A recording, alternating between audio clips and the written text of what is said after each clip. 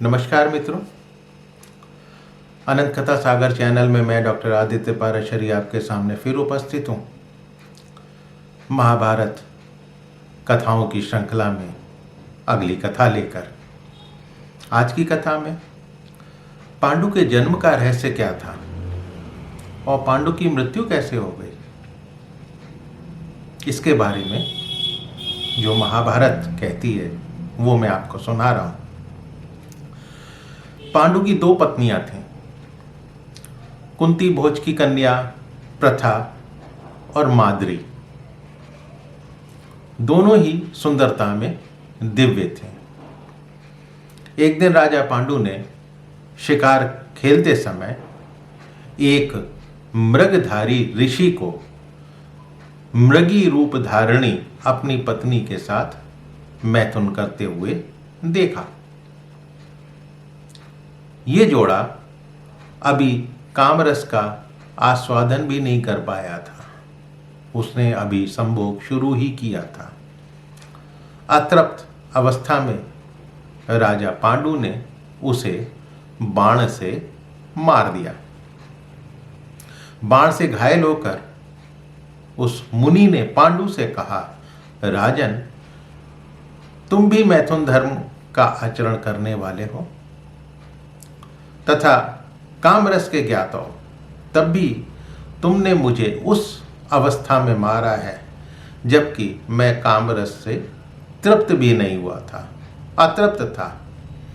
इस कारण इसी अवस्था में पहुंचकर कामरस का आस्वादन करने से पहले ही तुम शीघ्र मृत्यु को प्राप्त होगे।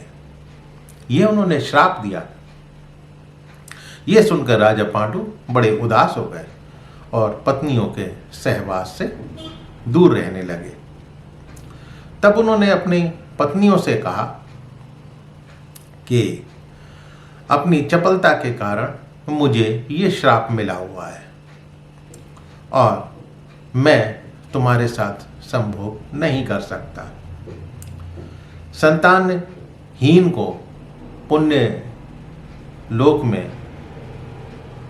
लोक प्राप्त होता नहीं है, अतः तुम मेरे लिए पुत्र उत्पन्न करो।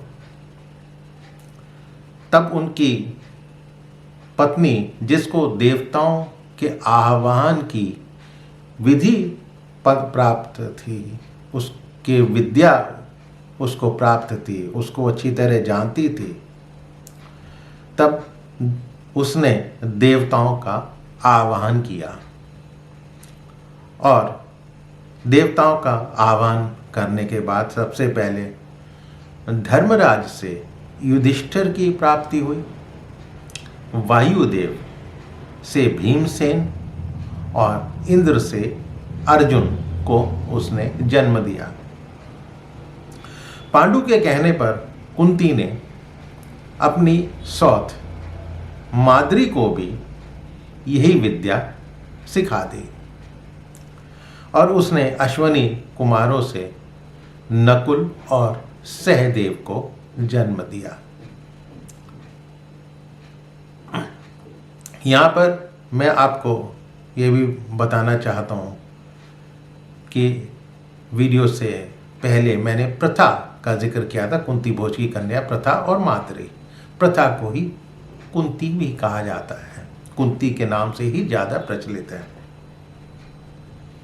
तो इस तरह से पांडु के पुत्रों का जन्म हुआ था। एक दिन माद्री को श्रृंगार किए देखकर पांडु उसके प्रति आसक्त हो गए और उसके स्पर्श होते ही उनकी मृत्यु हो गई। तो पति के शव के साथ ही माद्री चिता पर आरूढ़ होकर सती हो गई और अपने दोनों बच्चों को पालन पोषण के लिए कुंती को सौंप गई।